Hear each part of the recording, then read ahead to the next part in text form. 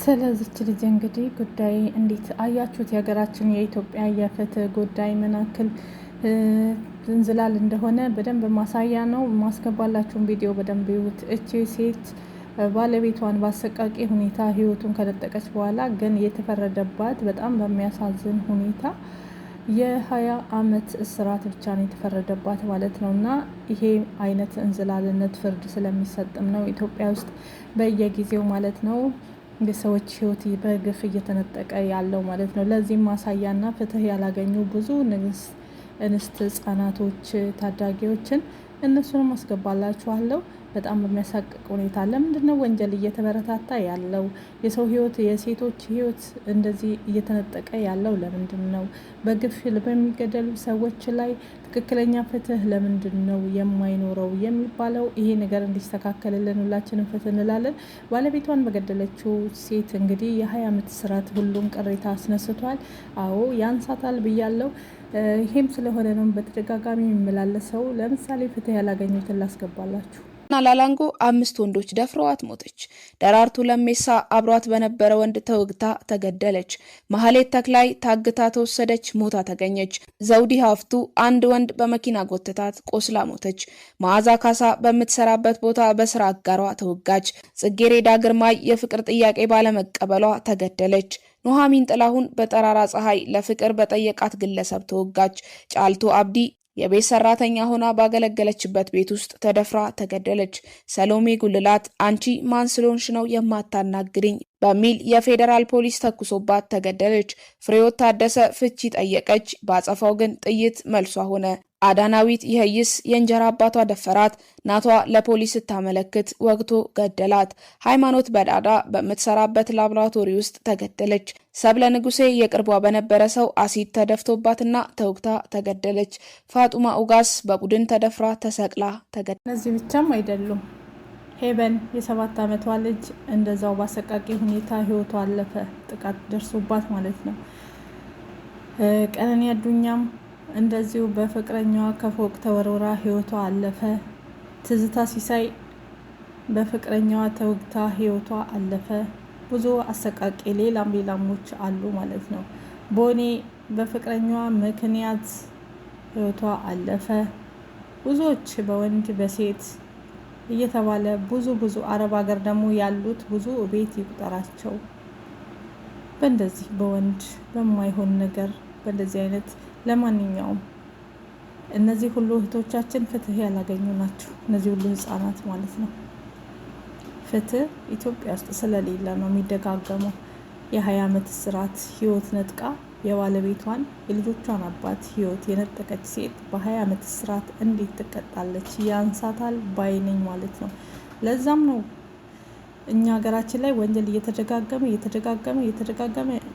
አንድ አይነት ነገር የምንሰማው ለጆሮአችንም አሰቃቂ። እነዚህን ለምሳሌ ያክል ነው እንጂ ከነዚህ በላይ ብዙ ህጻናቶች አሉ፣ ብዙ እህት ወንድሞቻችን አሉ ማለት ነው ህይወታቸው በከንቱ የተነጠቀው ማለት ነው። እና ይህ ፍትህ ኢትዮጵያ ውስጥ እንዲስተካከልልን እንፈልጋለን።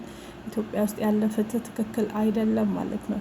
ስለዚህ ይስተካከልልን እባካችሁ። ሁላችንም ፍትህ እንጠይቅ ማለት ነው ለወገኖቻችን። ምክንያቱም ትክክለኛ ፍርድ እንዲሰጥ እንዴ ምንድነው ነገሩ? እውነት በጣም ነው እኮ የሚያሳዝን። 15 ዓመት 20 ዓመት ምናምን በቃ እንደዛ። ስለዛም ነው ወንጀል እየተባባሰ እየሰፋ እየሄደ እያለ ማለት ነው። ስለዚህ ይሄን ነገር ግን ተባብረን ሀይ ብንለው ምን ይመስላችኋል? ቪዲዮን እስከ መጨረሻ አዳምጡት። ላይክ፣ ሼር፣ ሰብስክራይብ እያደረጋችሁ ከዛ ተዘጋ ሱቁ፣ ቢሮ ተዘጋ። ቢሮ ሲዘጋ ብለው ሲሄዱ በፖሊስ ተገቧል ቢሮ።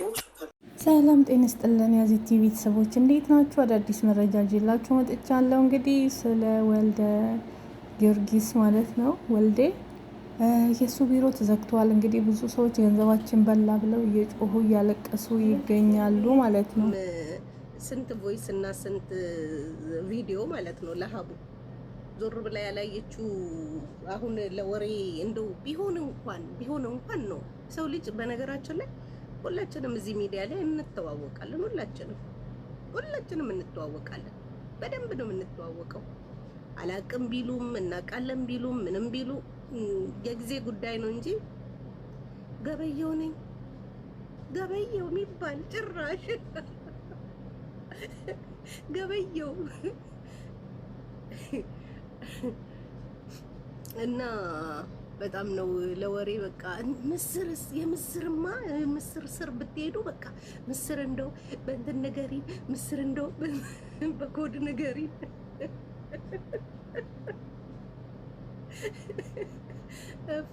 እኔ ፈን ያደረኩት ማርያምን ደስ ነው ያለኝ ደስ ነው ያለኝ። ሶሪ ሺ ዲድንት ሜንሽን ኖ ሺ ዲድንት ሜንሽን አይ ኖ እሷን እኮ ሄደው ነው ያጨናነቁ ሄደው እኮ ነው የጠየቋት እንጂ እሷ እኮ ምንም አላለችም። በእርግጥ እሷ እኮ በተቀመጠችበት ነው ወሬው ግን ለመስማት እና እንግዲህ የውሽዬ እንትን የሞባይል ቤት ምርቃት ነበር እና ሀቢባ በእናታችሁ ንገሩኝ ማን ተጣላ እያሉ ሲያሽቃብጡ ነበረ ማለት ነው። እና እሷ ደግሞ እንዴት ለወሬ ጉጉት ይሄን አክል በማለት መልስ ሰጥተዋታል ማለት ነው። እና አንዳንድ ነገሮችን እንሰማለን።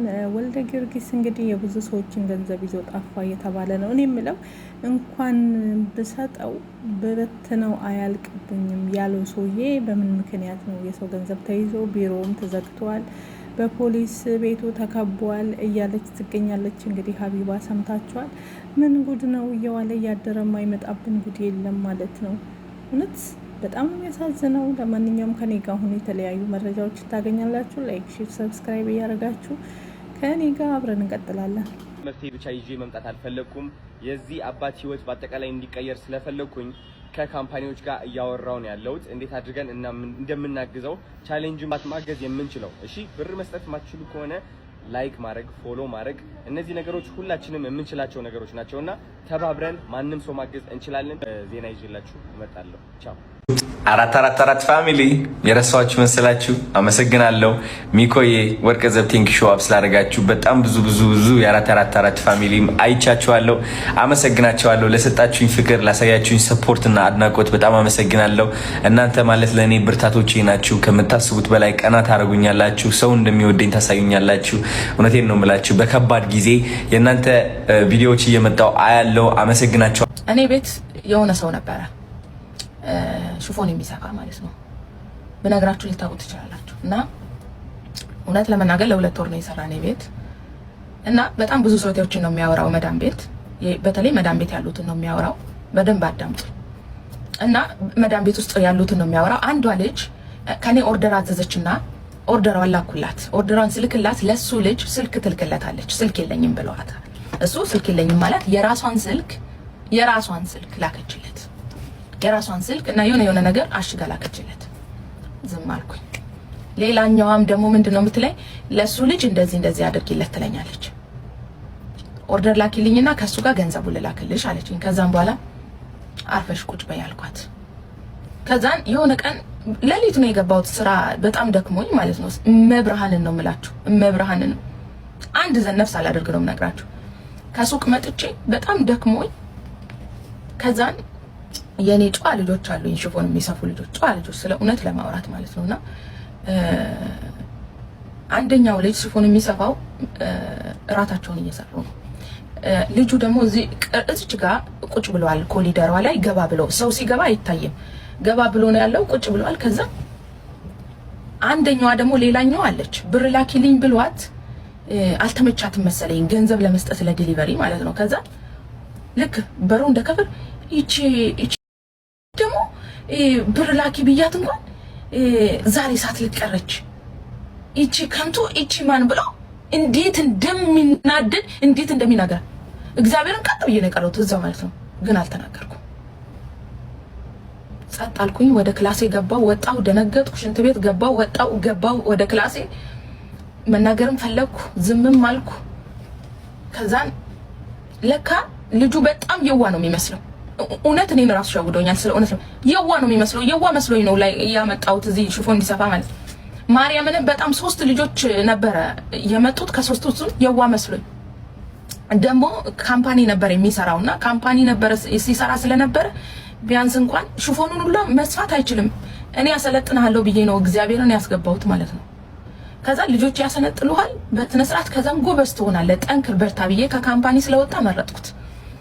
ከዛ መቤቴን ከሆነ ቀን በኋላ አወጣሁት። አንድ ሰኮንድ አላቆየሁት። ገባችሁ? በነገራችን ላይ ሴቶችዬ ማለት ነው ይሄንን መልእክት በደንብ አዳምጡት። ምክንያቱም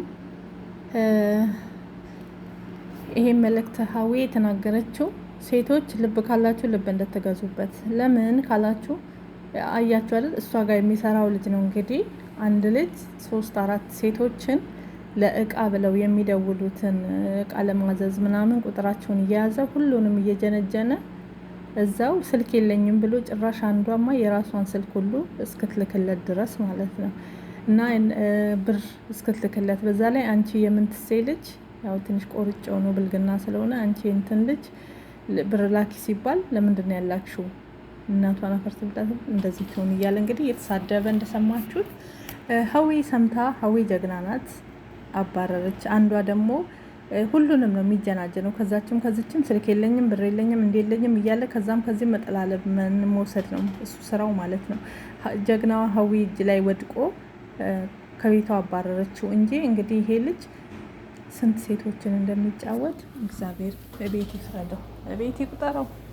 የስንት ሴቶች ህይወት እጁ ላይ እንዳለ ስንት ሴቶች እያበላሸ እንደሆነ አይነገራችሁም። አስባችሁታል? ከዚች ብር ላኪ፣ ከዚች ስልክ ላኪ፣ ከዚች እንዲህ ላኪ፣ ሁሉም እየቆጣጠረ ብሩንም ስልኩንም ምኑንም የለኝም እያለ እሱ እየጦለበ ከመዳም ቅመሞች ለአንድ ሴት ከአንድ ሴት የእውነት ፍቅር ቢሆን ችግር የለውም። አይደለም ገንዘብ አይደለም ስልኳን የፈለገ ነገር ትልክለታለች። ግን ከብዙ ከተለያዩ ሴቶች ተማሩበት። እሺ መማር ከፈለጋችሁ ከዚህ ተምራችሁ ሴቶች ልብ ግዙ። የትኛውም ወንድ ቢሆን ልክስክስ ወንዶች እንዳሉ እንደዚህ እንደሚያደርጉ ይህንን ነገር በደንብ አድርጋችሁ ተገንዝባችሁ እንድትማሩበት እፈልጋለሁ ማለት ነው። አየሽ አንድ ወንድ አንድ ሴትን ብቻ አይደለም 1000 ሴቶችን ያወራል። እሱ አንድ ነው 1000 ሴቶችን የፍቅር ወሬ ያወራል ማለት ነው። ማውራት ብቻ አይደለም፣ ገንዘብም ይወስዳል፣ ስልክም ይወስዳል፣ ሌላም ነገር ይጠልባል። ይሄንን ትምህርት ይሁንልሽና እያንዳንድሽ አዳሜ ራስሽን ጠብቂ ማለት ነው። ስልክ የለኝ ምን የለኝ እያለ ኢትዮጵያ ያሉት ለማኝ በስደትም ያሉት ለማኝ ሰርተው አይኖሩም እንዴ? እና ስለዚህ ወንዱ ሳይሆን ሴቶቹም ባለጌ ናችሁ። እንደዚህ ባለጌ ወንዶች እያሉ የምን መላክ ነው? ስልክ የለኝም ማለት የራሷን ስልክ ከዚህ ከስራ ቦታ መላክ ለምን? አንዷ ደግሞ ይሄን ስጪው፣ ይሄን ስልክ ስጪው፣ ይሄን አርጊለት እኔ ብር ልክልሻለሁ ስትል አርፈሽ ተቀመጪ ብላ ሀዊ ሙልጭ አርጋ ባሰድባት እንግዲህ ያቺ ልጅ ሀዊ እሺ ብትል ምን አገባኝ ብላ ላጥ አድርጋ ብሯን ነው የምትፈልገው። ያን ነገር ብሎ ብታደርግ አስቡ። ጀግና ስለሆነች እህቶቿ እንዳይበሉ ስለፈለገች ግን እነዛን ሰድባ ልጁንም ከቤት ውስጥ አባራዋለች። ጎበዝ እንኳን አባረረችው። እንደዚህ አይነት ባለጌስ ወንዶች እናንተ ጋር እንዲሰሩ አትፍቀዱላቸው። የእህቶቻችሁን ህይወት እያበላሹ ስለሆነ ማለት ነው። እና ሀዊ ጀግና ናት። በጣም ነው መወዳት። በራሷ የምትተማመን ሴት፣ ጀግና ሴት፣ ቆፍጠን ያለች ሴት፣ ትክክለኛ ሴት ማለት ሀዊ ናት። ለውሸት እና ለእንትን የማትሮጥ ለማስመሰል የማትሮጥ ሴት ማለት ነው። በትክክል አሰባችሁት? በጣም ያሳዝናል። እና ለማንኛውም ሴቶች ከዚህ ቪዲዮ ልብ ግዙ፣ ተማሩበት። ሳያቃት እንግዲህ የምን ልጅ ስድብ ሁሉ እንኳን አልቀረም። ገና በስልክ የተጀናጀናትን እቃ ለምትጠልብ ሴት ሁሉን ላይ ስትሰጥ ቁጥር እየወሰደ ያችንም እችንም እየጀነጀነ ጉድ እኮ ነው። ለማንኛውም ራሳችሁን ጠብቁ። ላለው ሰላማችሁ ይብዛ። ወዳችኋለሁ። እንግዲህ ቆንጆየዋ ኤልሳቤት ደግሞ ህዝቡን እያነጋገረች ትገኛለች በተለያየ ፎቶ። እውነት ለመናገር ከሆነ እኔ በፊቱን ፎቶ ነው የወደድኩት እንጂ የኤልሳ ፎቶ ያሁኑ ብዙም አልጣመኝም ማለት ነው። ይሄ ቢጫ በቢጫ በተለይ ለብሳ ጸጉሯ ወደ ላይ እንትን ብለው ምናምን ብዙም አልሳበኝም። ያው ፋሽን ነው ብላችሁ ተከተሉት። የድሮ ማንነቷ ነው የሚያምረው ብላችሁስ መረተብ ልብስ ለብሳ ማስታወቂያ ብትሰራ አሪፍ ነው። ለማንኛውም ፈጣሪ እርዳት።